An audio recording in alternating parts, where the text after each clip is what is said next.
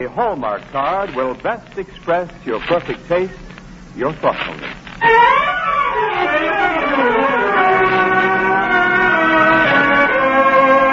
Welcome now to our show. Here's a friend you all know. Charlotte Greenwood is with us again. The Hallmark Charlotte Greenwood Show, brought to you this Sunday and every Sunday at this time by the makers of Hallmark greeting cards. And here is our star, the lovable lady of stage and screen, Charlotte Greenwood.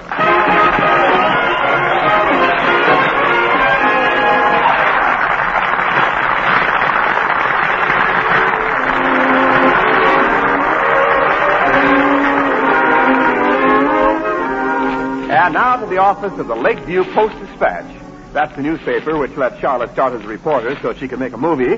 Has been hitting ever since that she'd make a move. And as usual, we find her on the phone talking long distance to her manager in Hollywood. And she's saying... Yes, I know, Roger. I should have told you sooner. But I've been busy with my Christmas bopping. That's right, bopping. The stores are so crowded you can't get near a counter till you knock somebody down. I was in the store yesterday. It was so crowded the floor workers were wearing pressed gardenias. What? Don't I expect Santa Claus to bring me something and put something in my stocking? Now, Roger, how can Santa put a present in a bottle of leg makeup? What's that? That's right, I'm leaving for Hollywood this afternoon. No, I have to go to a bus, and I have to take a bus to a town near here and catch a train. I got kind of mixed up there, Roger, a bit, but you understand what I mean, don't you, huh? Yeah. I've sent you a little Christmas present, Roger. Yes, a diamond stick pin. A real diamond. Yeah, you'll know the package when it arrives. It's marked glass. Roger, I'll have to hang up now. Here comes Mr. Anderson, the city editor. Oh, he is such a nice man, and he's just brimming over with Christmas spirit, if you know what I mean. Bye. Well, isn't that wonderful, Charlotte? Hello, Mr. Anderson. Yes, it certainly is. Marvelous. Yes, indeed. After all, there's nothing like Christmas. Christmas? Who's talking about Christmas? I mean the fact that you're leaving. Now, you act as if you want me to leave. Who, me? Oh, now. How could you possibly entertain a thought like that? Oh, I'm glad I'm wrong, Mr. Anderson. Yeah, not that the thought of your leaving isn't entertaining. But say, you sure now that you understand how to go? First you take the bus that leaves for Parkingwell, Mount City, and points west. And then you simply... What's the difference? What difference? Which way the bus points? No. You simply go down to the bus station. And there you get a ticket for Parkingwell. Not me. I always get a ticket for parking wrong. And then you... It's just like sitting in a chair with a cracked seat. And then... See, what in the name of common sense are you talking about? What is like sitting down in a chair with a cracked seat? Parking. If you don't do it just right, you get pinched. Now, look, Charlotte. Parkingwell is the name of the town, the railroad junction. And be sure your bus ticket reads Lakeview to Parkingwell, and not Parkingwell to Lakeview. Yeah, I know. So I won't have to ride backwards. Yeah, so you won't have to... No! Mr. Anderson, now you mustn't shout that way, you know. You'll make yourself hoarse. Well, all right, but stop interrupting me. Now, at Parkingwell, you get off the bus, go to the railroad station. Oh, and say, you better take along something to eat. You know, on Christmas Eve, the lunchroom at the station might be closed. I've got a half a dozen chocolate eclairs. Chocolate eclairs?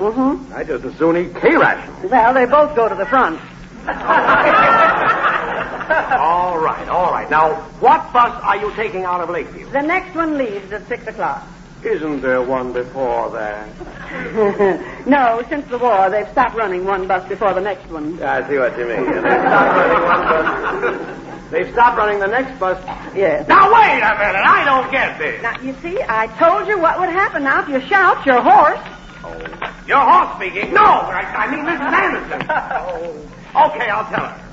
Your taxi's waiting downstairs. Gracious already? Oh, dear. Then I guess this is goodbye, Mr. Anderson. Yeah, I guess it is, Charlotte. Oh, it's been swell knowing you. And thanks for everything. Goodbye. Oh, Mr. Goodbye, Charlotte. Goodbye. She's gone. She's really gone. There is a Santa Claus. Jingle bell, jingle bell, jingle all the... Connect me with Jeff Harris, the art department. Oh, what fun it is to... Oh, hello, Jeff. This is Willie. Merry Christmas! Say, look, Jeff, I'm giving a little celebration tonight. Yeah, never mind what I'm celebrating. You just round up the gang and do Charlotte. Oh, don't mind me, Mr. Anderson. What's the matter now? Oh, I forgot something. That's all right. Now, don't bother to get up. But you'll miss your bus. No, I won't. No, I always allow time to come back as soon as I leave because I always forget to remember what I forgot until after I've left. You what? Nothing. Now, please, don't get up. Will you please tell me what you came back for? Why did... Oh, dear. I'm afraid you'll have to get up after all, Mr. Anderson. Listen, what are you looking for? The chocolate eclairs. You're sitting on them. I have chocolate eclairs. I have. Now, don't worry, Mr. Anderson. I'll get some more down at the bus station. Merry Christmas! Oh, Merry Christmas.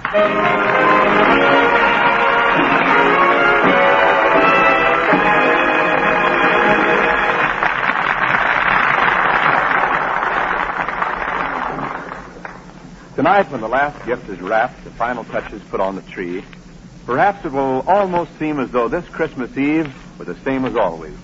Although, of course, it won't be the same, especially if there is a service star in your window.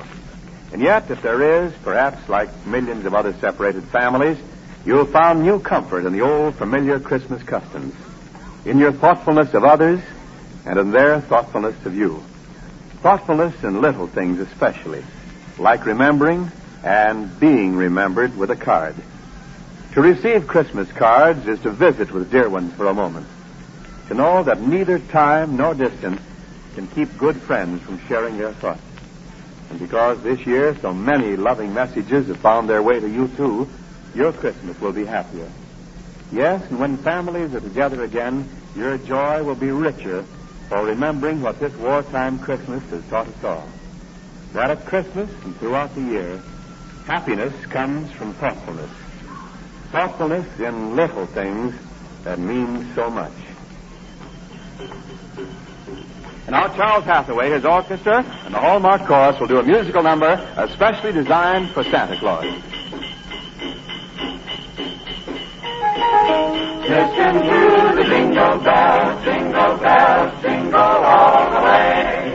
Oh, what fun it is to wait for the reindeer and the sleigh.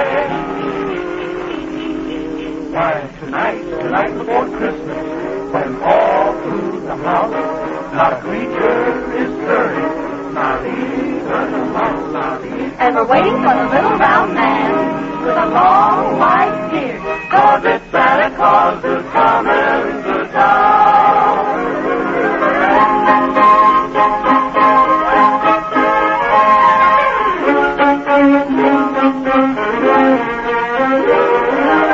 I'm the little girl who wants a new dolly with real hair and red shoes and some peppermint candy. And I'm the little boy who wants a sled and a bicycle and all the storybooks about Red Ryder and Superman and a great big dog. And I'm the big girl who wants her brother, her sweetheart, her father, and her son to come safely home. And we'll see Donner and Blitzen and Dancer and Prancer all galloping through the snow so cold, bringing gifts to those who are good. Here they are, so you better take care, better watch out, better not frown, and you better not pout, 'cause Santa Claus is coming. Good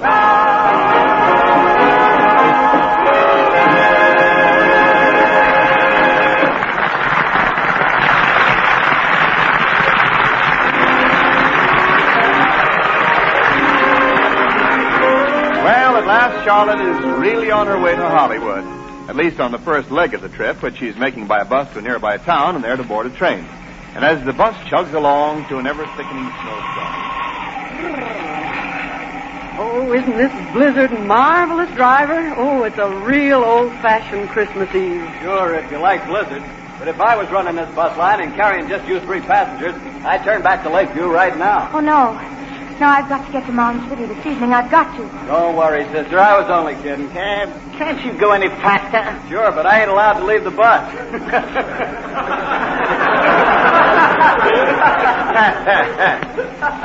You know, I've been sitting here thinking, haven't I met you someplace before? If you have, madam, the pleasure was all yours. Now, wait a minute. I'm not being forward or anything like that, but I'm sure I remember your face. Oh, how very odd. Maybe that's why I remember it. Well, I don't Now, you see here. I am Horace J. Wimple. And as for you, young man, try and make the better time. I'm sorry, mister, but this snow is getting pretty deep. Well, thank goodness snow is one thing I won't have to put up with much longer. I'm catching the 10:30 train to my place down in Florida. I hope the Florida climate agrees with you, mister. Oh, it will. He's Horace J. Wimple. The climate wouldn't dare not to agree with him. Now, look, usually my chauffeur drives me down, but this year I couldn't get the gas. It must be wonderful in Florida. Oh, it's comfortable enough as far as anything can be comfortable. What with rationing and shortages and inability to get decent servants. Why, last month they even drafted my cook. Oh, botheration, not really. Yes. Why on earth do they need cooks in the Army? Don't they have mess sergeants? Oh, sure. Give a mess sergeant enough rope and he'll end up with a spaghetti dinner. I know, I ate him. That's funny. Something's certainly gone haywire. Will it take long to fix? Oh, I don't think so. I'll just have a look under the hood. Are you catching a train at Parkingwell too, miss? No, I'm going to Mound City to look for a room. Huh. Fine time of day to start out looking for a room. Rooms are scarce in Lakeview. Did you just come to town? Oh, no. I've been there since last summer. You see, my husband was stationed at Fort Williamson. He left for overseas 3 months ago. Well, you must have had someplace to live until recently. Why didn't you stay there? Oh, yes, I was still living out near the fort, but a couple of days ago there was another soldier and his wife looking for a place, and sometimes they're only together for a little while. And you gave up your room? Oh, I didn't need to be near the fort anymore. I thought I could find a room someplace else in Lakeview. Well, I haven't any sympathy for people who can't look out for themselves. I imagine you look out for yourself very well, Mr. Wimple. Oh, well enough. At least I can go to a warmer climate. You know, it's a funny thing. That's exactly what I've been wanting to tell you. Driver, will you close that door? Got a little bad news for you, folks. Looks like we're stalled. Oh, no. Oh, you mean we're stuck here? Oh, this would happen to me. Well, what are you waiting for? Do something about it. Phone into town. That's just it. There's no place close around here to phone from. Well, there must be some place to phone. Isn't there a farmhouse near here? About a mile and a half back towards Lakeview, but I ain't allowed to leave the bus. So I guess you'll have to do the phoning, Mr. Wimple. Me? Get out in this storm? I'm sorry, mister, but it's a kind of emergency. Well, I'm certainly not going to tramp a mile and a half by the telephone. Okay, if you want to stay here all night. It's going to get pretty cold in this bus before morning. Oh, this leaves me speechless. Well, that's fine. Stay that way. All right. I'll find the phone, driver. Oh, now, wait a minute. It's still storming, ma'am. You'd have to wade through some pretty deep snow. That's all right. I'm built to wade through deep snow. There's more to me than meets the eye, and plenty meets the eye. Where's the farmhouse? It's Sam Bagley's place, but, gee, I sort of hate to let you do it. Never mind. Now, just tell me where it is. Well, stick to the road till you come to a big billboard. It's on the left, right at the edge of Bagley's property. Okay. Then I guess the best thing is to just cut across the field to the house. All right, I'll find it. Well, I can't let a woman go out in this storm alone. I suppose I'll have to go, too. Whom do we phone? The Lake County Transportation Company. Tell them I'm staying with the bus. I'm Joe Griffin. Okay, Joe, and just for the records, I'm Charlotte Greenwood. Well, I'll say you sure got spunk, Mrs. Greenwood. Thanks, only it isn't Mrs. Greenwood, it's Miss Greenwood. Oh, I'm sorry. You're sorry. Come on, Mr. Wimple.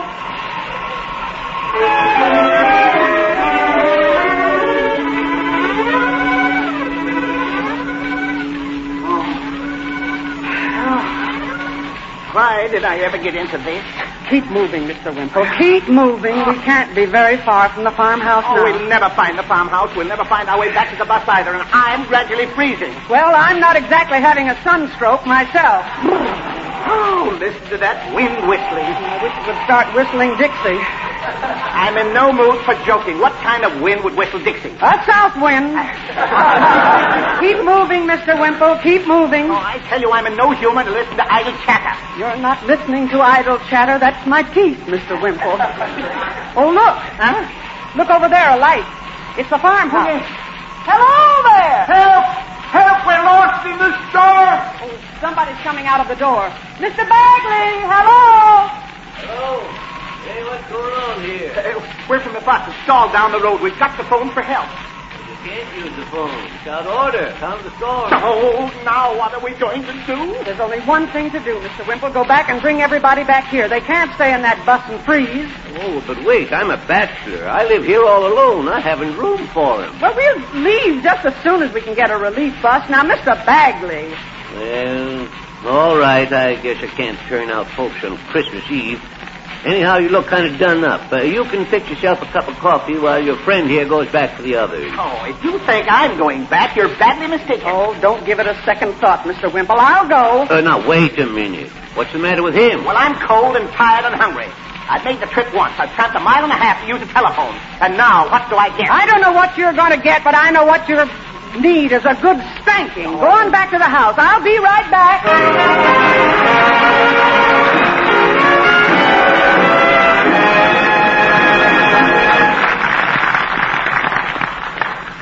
Well, Charlotte, I can readily see that this story calls for a Christmas song.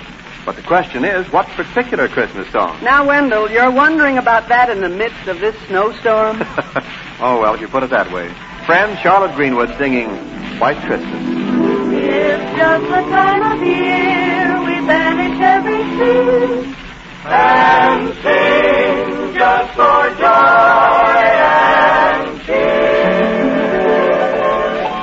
I'm dreaming of a white Christmas, just like the ones I used to know, where the treetops glisten and children listen to hear sleigh bells in the snow.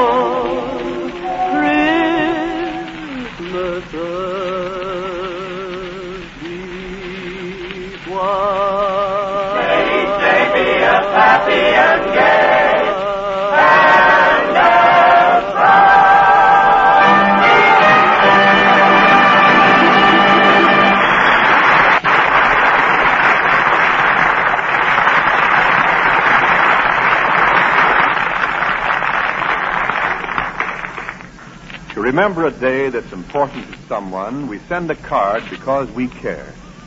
surely that someone deserves the best of cards, and there's one easy way to be certain that your card is the very finest. Look on the back for the identifying words, a Hallmark card. Like the word sterling on silver, the words, a Hallmark card on the back of the card you send, are your assurance of quality. Quality well known to discriminating people for more than 30 years. So this week, when you're looking for New Year's cards to say just what you want to say, the way you want to say it, cards that let your friends know you cared enough to send the very best, look on the back for those 3 words, a Hallmark card.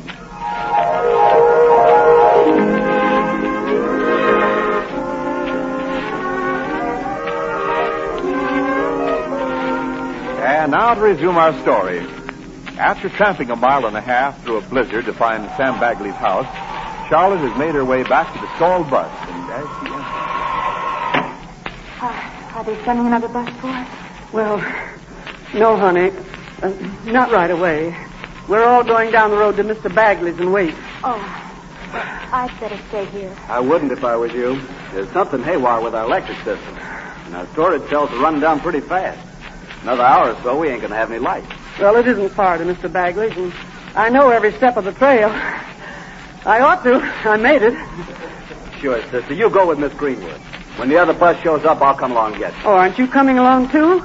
No, if I can't take a chance on leaving a bus standing here in the middle of the road, especially when it ain't going to have any light. Now, don't bother about me. You two go ahead.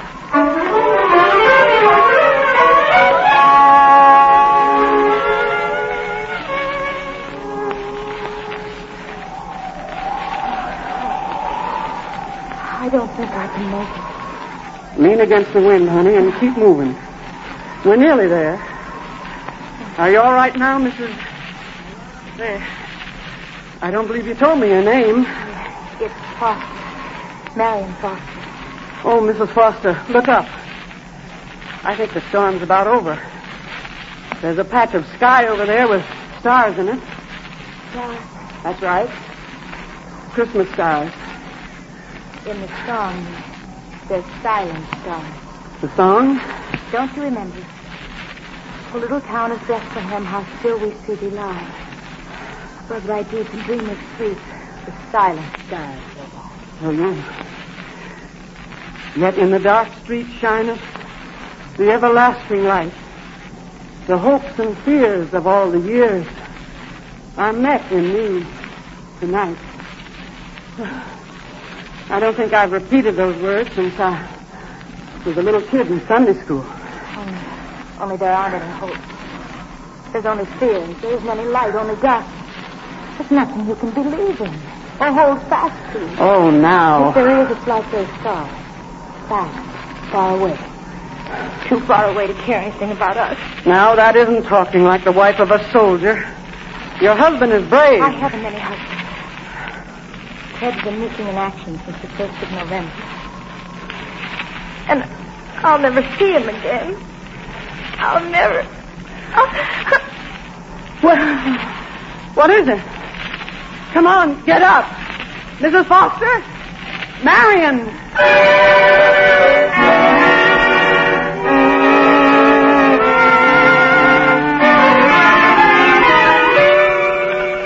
Hello. You're just wasting your time. I told you it was out of order. Oh, it doesn't seem possible. Here I am worth $500,000, and yet I can't put through a 5-cent phone call. You may have $500,000, mister, but you ain't worth it. Yes, I'm coming. Man, sakes. Hurry, help me. What's happened? She fainted. I had to carry her. Land of Goshen. Here, let me take her. There. Okay, now. Easy. Put her in the bedroom. I'll be right in. Yes. Is that telephone working, Mr. Whistle? I have to use it. No, it isn't. I'm bound to miss my train now, too. I don't know why it is that everything happens to me. Oh, I don't think the universe is so arranged that everything happens to you. You're hardly that important. This room is cold. Well, no wonder. This fire's about out. Take that hatchet over there and split up that kindling wood. Oh, me? What's the matter? Haven't you ever split kindling wood before? If I ever wanted kindling split, I'd have hired someone to do it and paid him for it. You're going to find out there are a few things you can't buy. Now, see here, you can't talk to me this way. Oh, yes, I can. And what's more, I'm going to. Why? You're whimpering about the weather and missing the train and not getting enough gas. Well, I don't... That youngster in there has lost her husband overseas. Well... Try and buy him back. Try to buy back her happiness. And for that matter, try to buy your own back. Now split that kindling.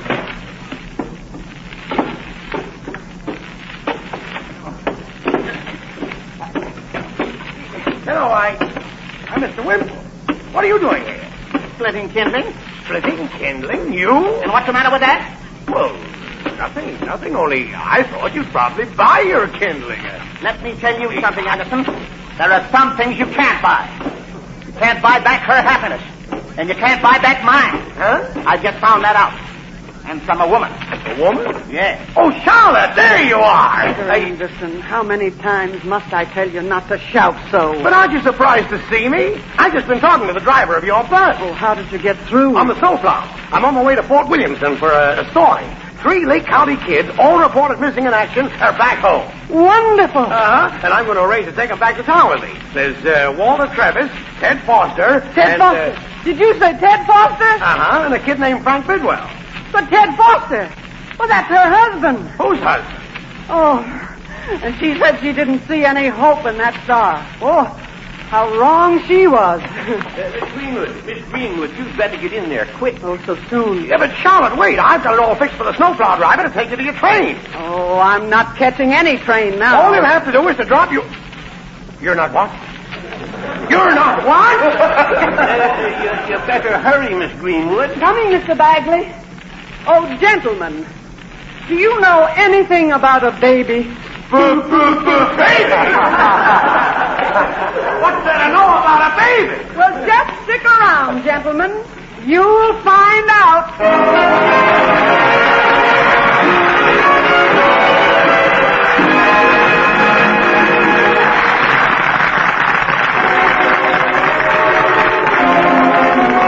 Charlotte Greenwood will be back in a moment. Meanwhile, I want to remind you again, the next time you buy a card for any occasion, look on the back for the identifying words, a Hallmark card. Hallmark. A Hallmark card. Those 3 words are your assurance of finest quality. They tell your friends you cared enough to send the very best. Yes, a Hallmark card will best express your perfect taste, your thoughtfulness. And now, Charlotte Greenwood. Friends, I can't help thinking about those lines in the Christmas Carol. The hopes and fears of all the years are met in thee tonight. The hopes and fears. You know, there are times when it may seem to us that the clouds of fear have shut out the light of the whole world. Yet there is given to all of us the flame of hope. No matter how steep the path, how long the journey, it will show us the way. No matter how dark the night, its rays will guide us inevitably to the gates of the morning. And so, even in these days, we can still have faith in peace on earth. And with Tiny Tim say, God bless us, everyone. And now...